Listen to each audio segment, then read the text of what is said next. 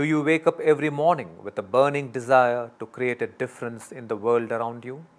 Hi Krishnaji, just wondering, can I still be a successful leader even if I have a soft temperament? Who said leadership is about aggression? It is a major misperception that media and society cultivates in us. You associate leadership with aggression because you believe leadership is position. Is it true? If you assume leadership is equal to position or is equal to authority over others, then your idea of leadership is very flawed. You may be a shy and soft leader like Gandhiji, or an outspoken and dynamic leader like Sardar Vallabhbhai Patel. Gandhiji was shy, he was an introvert, but his connection to the unspeakable suffering of Indian people in slavery led him to be a leader. Sardar Vallabhbhai Patel was an extrovert and an outspoken individual. His love for an India free of division, free of poverty, free of oppression led him to be a leader. It does not matter what your personality is, but as an aspiring leader, you must understand that leadership is about the extent of impact you can create. Leadership is about how passionate you are about making a difference.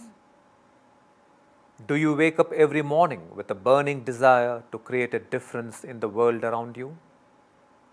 But leadership is not for the faint-hearted or the lukewarm. It is only for the passionate. You may want to create a difference to the Earth's climate, like a Greta Thunberg. You may want to create an entire forest, like a Jadhav Payeng. You may want to stand up against child labor, like a Kailash Satyarthi. It does not matter what your personality is. To become a leader, a massive awakening of the creative potential of the brain is a must. An immense awakening of the passion potential of the heart is a must. I would also like to let you know that the axis of leadership is going to tilt rapidly in the coming 2 years. It will be like a revolution. It will be time for heart leadership. It will not just be sufficient that you possess a strong intellect. As tomorrow's leader, you will have to be intuitive too. It will not just be sufficient that you are aggressive and dashing. As tomorrow's leader, you will have to be a great listener too.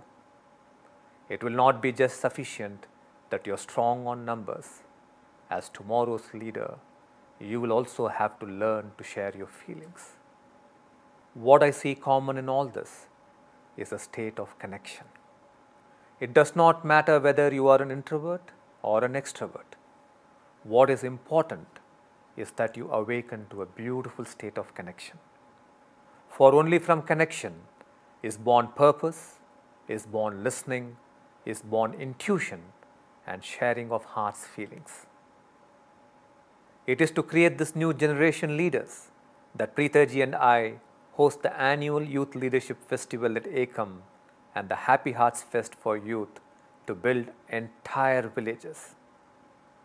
These are events that will open your heart to deeper connection and your mind to a greater intelligence.